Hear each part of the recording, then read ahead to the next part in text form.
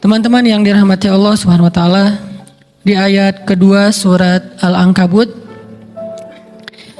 Allah menyampaikan sebuah sindiran.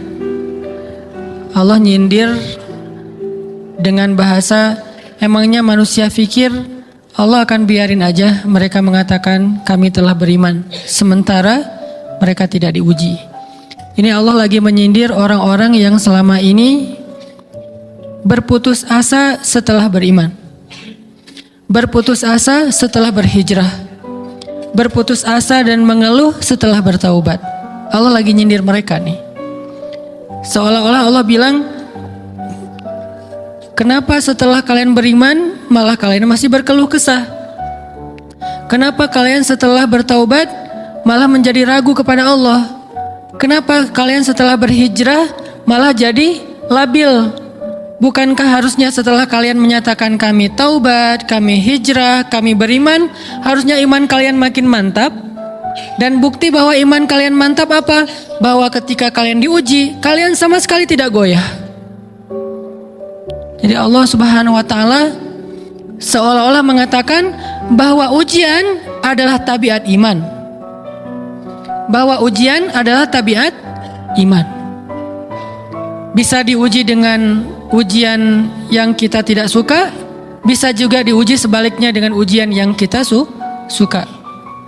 Bisa diuji dengan ujian yang sifatnya fisik, bisa diuji dengan ujian yang sifatnya harta, bisa juga diuji yang lebih berat lagi dengan ujian yang sifatnya perasaan. Yang jelas, semuanya diuji. Bisa diuji dengan ujian musibah, bisa juga diuji dengan godaan-godaan dari syaitan yang melalui hawa nafsu kita. Bisa diuji dengan kemarahan, dipancing oleh orang lain untuk marah, dipancing di sosmed untuk ngebalas komen-komen mereka, dipancing untuk berdebat, dipancing untuk akhirnya kita saling menjudge, saling menjatuhkan, saling menjelekkan. Ini semuanya bentuknya ujian. Makanya Allah Subhanahu wa taala mengatakan di pembukaan surat Al-Ankabut, kalau ujian itu adalah tabiat iman. Ujian dan keimanan itu nggak bisa dipisahkan. Apa hubungan antara iman dengan sabar? Sehingga Allah Subhanahu wa taala menilai keimanan seseorang itu dengan cara mengujinya. Apa hubungan antara iman dengan sabar? Ternyata ciri yang paling jelas orang yang imannya baik adalah sabarnya. Makin baik imannya, harusnya makin kuat kesabarannya. Jadi orang yang paling beriman itu tidak dilihat dari wawasan agamanya.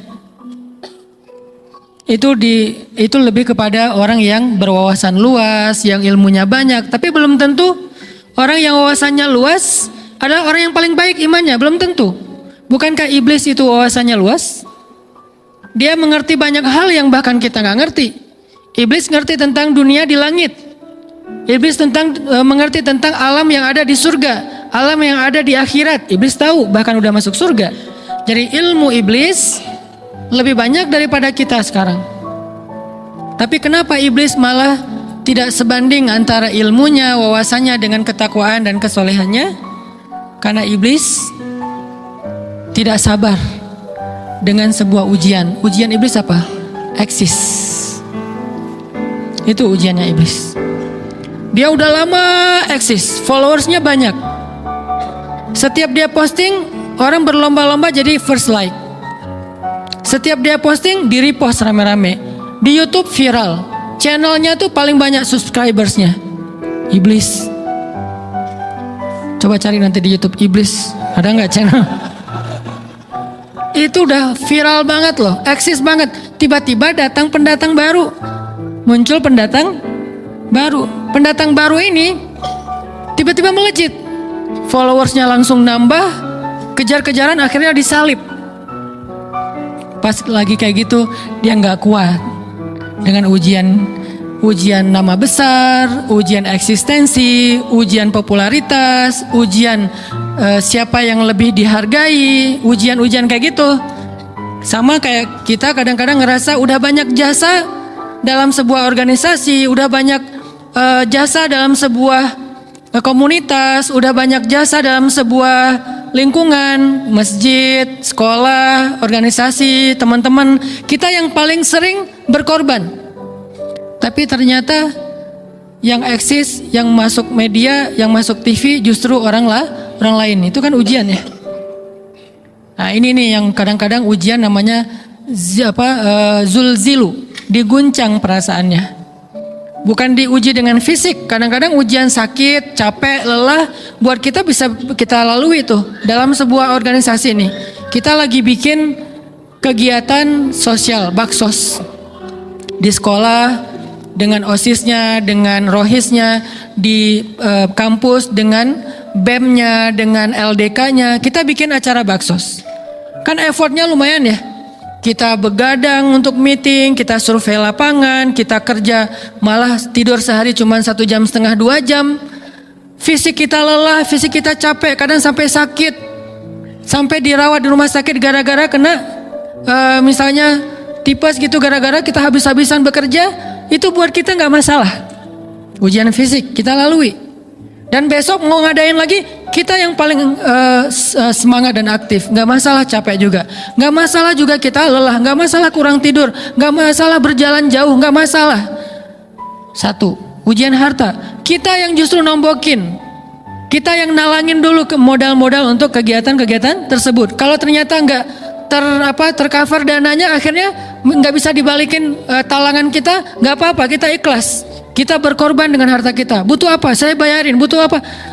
Kita lewatin ujian harta. Tapi begitu ujian perasaan, kita udah capek, lelah, kurang tidur, nombokin, nalangin habis-habisan. Ternyata teman kita yang jadi ketua panitia ada kadang cuman masalah itu doang. Atau dia yang jadi PR-nya. Yang namanya PR ketika diliput oleh media kan dia yang muncul mukanya kan. Akhirnya diundang oleh misalnya hitam putih lah atau apalah. Kok dia yang muncul di sana? Atau diundang berdua, tapi sampai di sana dia yang banyak ngomong, kita diam aja.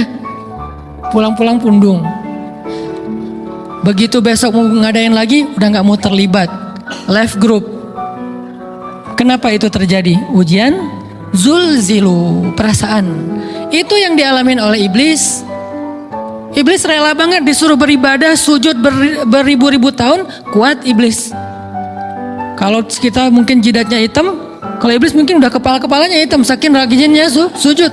Wah, ibadahnya udah ribuan tahun. Iblis disuruh berkorban dengan harta yang dia miliki, dia kasih aja semuanya. Tapi kalau disuruh dia ngalah dari Adam untuk memimpin alamin, menjadi khalifatullahi fil ard, menjadi pemimpin, wakilnya Allah di muka bumi, buat iblis ini berat. Kenapa dia? Ana khairum min, saya lebih baik daripada dia. Saya lebih senior daripada dia. Saya lebih sehat daripada dia. Saya lebih keren daripada dia. Saya lebih. Ujian emosional, ujian ego, ujian perasaan. Itu yang lebih berat buat kita. Kadang sakit dan dirugiin orang lain, teman segala macam kita masih oke lah. Selama ini asal kita ngumpul selalu gua yang bayarin. Oke deh, gak usah dibahas. Baru dibahas nanti pas sakit hati. Kalau belum sakit hati kan gak dibahas kan? Gak apa-apa deh, kita terus yang bayarin, kita traktirin ngopi apa segala macam. Gak pernah dibahas. Kebersit sih di benak kita, cuman gak mau dibahas. Kenapa? Udahlah biarin aja, easy going. Kemudian kayak kita yang capek harus rempong sana kemari segala macam. Selalu acaranya di rumah kita, akhirnya kita yang bayarin, kita yang rempong, nyiapin segala macam, bebersih sendiri. Tapi begitu ada yang nyakitin perasaan kita sedikit aja, semua itu balik lagi. Dari dulu ya. Nah, keluar kan? Kenapa? Dipancing oleh ujian perasaan. Jadi ternyata yang paling berat itu adalah zulzilu, diguncang perasaannya. Kita kadang-kadang habis-habisan buat seseorang, nggak masalah. Hujan-hujanan dia yang pakai jas hujan, kita nggak pakai apa-apa, nggak apa-apa. Sakit-sakitan juga, dikerok dan segala macam, biarin aja. Kalau perlu misalnya kalau bannya lagi kempes, dia naik Grab, kita dorong-dorong motor terus cari tempat segala macam sampai tengah malam. Nggak apa-apa deh buat dia. Apa sih yang nggak buat kamu? Begitu dia selingkuh, keluar semuanya. Mulai list report keuangan. Wah dulu sekian, sampai uang receh-receh juga dihitung kan ya. Kenapa bisa kayak gitu? Perasaan kan? Nah ini nih yang kita coba belajar. Mungkin malam ini kita lebih banyak membahas tentang sabar terhadap ujian perasaan. Karena banyak macam-macam ujian. Nah, gimana kita memanage perasaan kita? Gimana cara kita merecovery perasaan kita dengan bab sabar? Insya Allah nanti akan kita lanjutkan setelah selesai sholat isya. Barakallah. Bismillahirrahmanirrahim. Teman-teman yang dirahmati Allah Subhanahu wa taala, kita lanjutkan tentang masalah sabar. Terutama sabar zulzilu, ketika kita diuji dengan ujian ego, marah, perasaan, sakit hati, yang kayak gitu-gitu. Ini ujian jauh lebih berat daripada ujian fisik dan ujian harta. Termasuk rasa cinta, rasa benci, kadang itu menjadi ujian. Kenapa ujian bikin kita jadi tidak lagi logis, nggak realistis, dan kadang-kadang mengabaikan hal-hal nilai-nilai yang kita selama ini pegang sebagai satu kebenaran. Kita ngabaikan batasan-batasan syariat. Ini semuanya ujian dari Allah Subhanahu wa taala. Sehingga tidak disebut orang yang beriman kecuali ketika Allah Subhanahu wa taala melihat dia sabar dalam ujian. Kalau dia nggak sabar dalam ujian, malah di dalam pembukaan surat Al-Ankabut tadi Allah menggolongkan mereka termasuk orang-orang yang munafik. Apa arti yang orang munafik? Orang yang mengaku beriman tapi sebetulnya dia tidak beriman. Apa salah satu buktinya? Dia tidak sabar. Jadi kalau kita mau menilai diri kita mukmin atau munafik, dan ini bukan materi untuk menjudge orang lain. Oh ternyata dia itu munafik, bukan. Lagi-lagi konsep kita belajar itu angle-nya untuk diri kita sendiri. Saya sangat tidak merekomendasikan kita belajar untuk mendapatkan kaca pembesar, mencari-cari kesalahan saudara kita. Tapi kita belajar untuk semakin bisa bercermin untuk menemukan aib dan kekurangan diri kita. Jadi semakin kita tahu ilmu agama, semakin kita tahu ayat dan hadis, semakin kita punya cerminan untuk menilai diri kita dan memperbaiki diri kita. Bukan nyari kaca pembesar untuk memperjelas aib-aib dan kesalahan orang lain.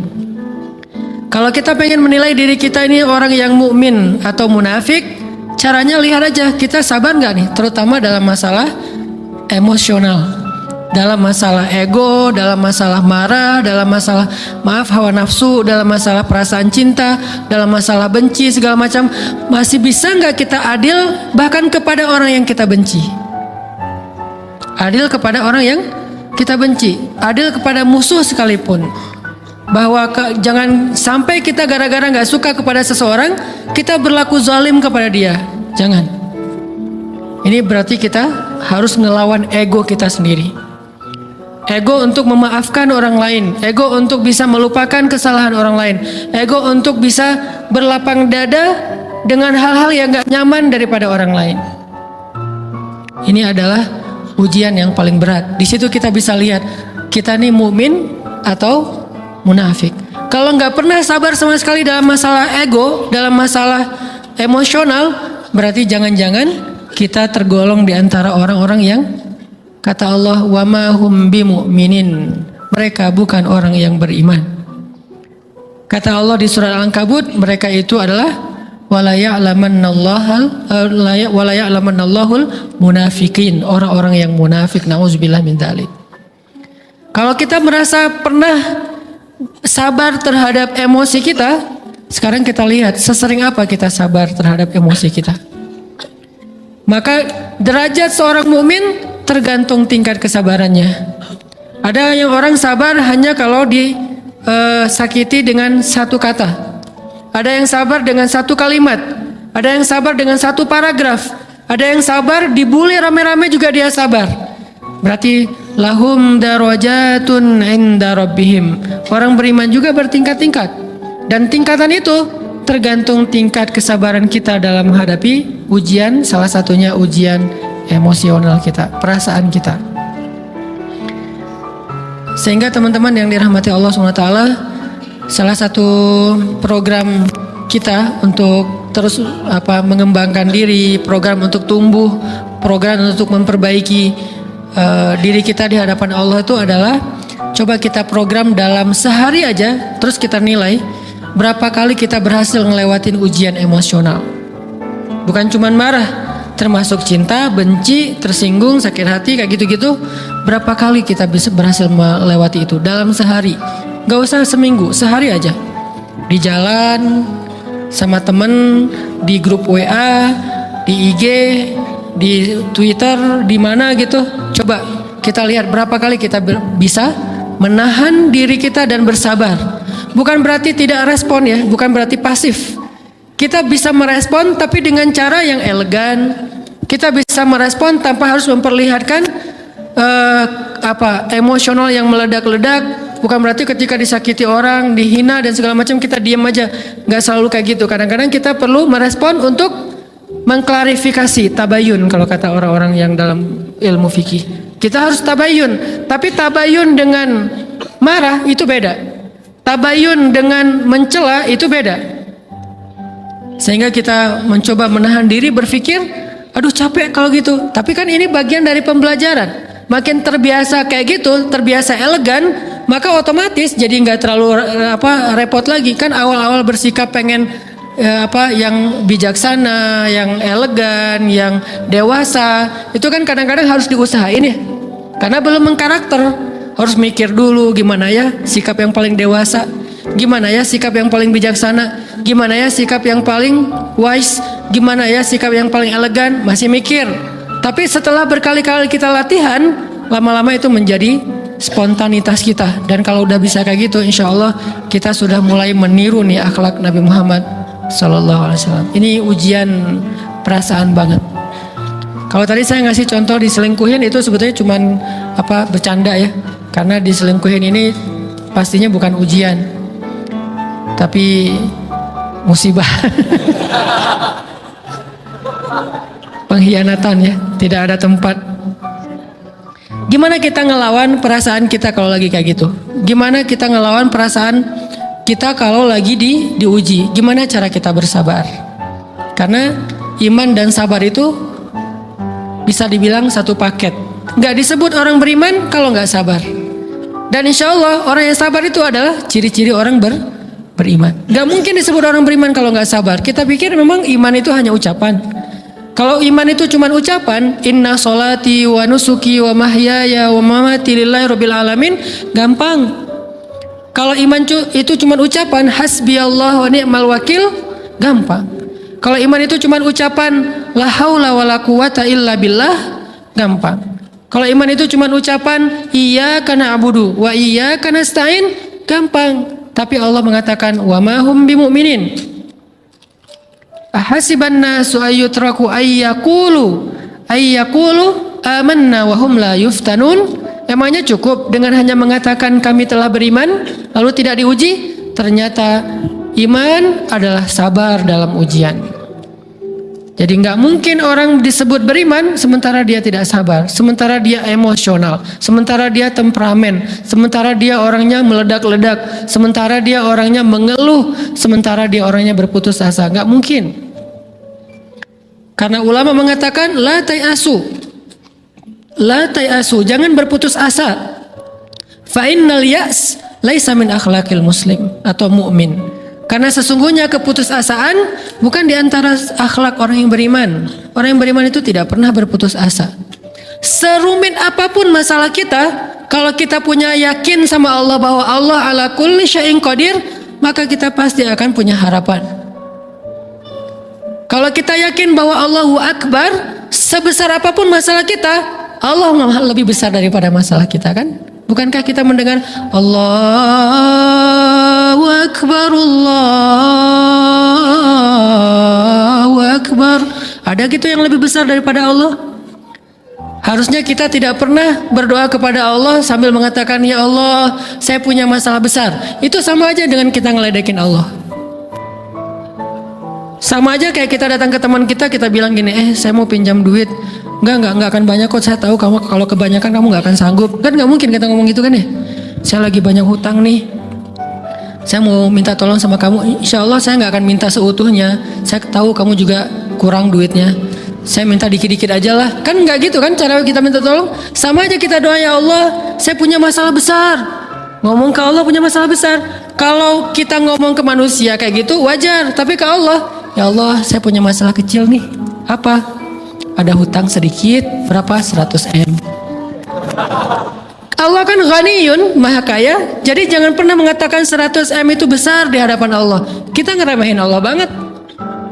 Bukankah Allah maha kaya? Jangan pernah mengatakan bahwa musibah kita, ditinggalkan orang yang kita cintai, dibully seluruh dunia, itu besar di hadapan Allah. Bukankah Allah cukup buat kamu, kata kamu? Inna sholati wa nusuki wa mahyaya hasbiyallahu ni'mal wakil. Jadi Allahu Akbar. Sehingga kalau kita berdoa, ya Allah saya punya sedikit masalah.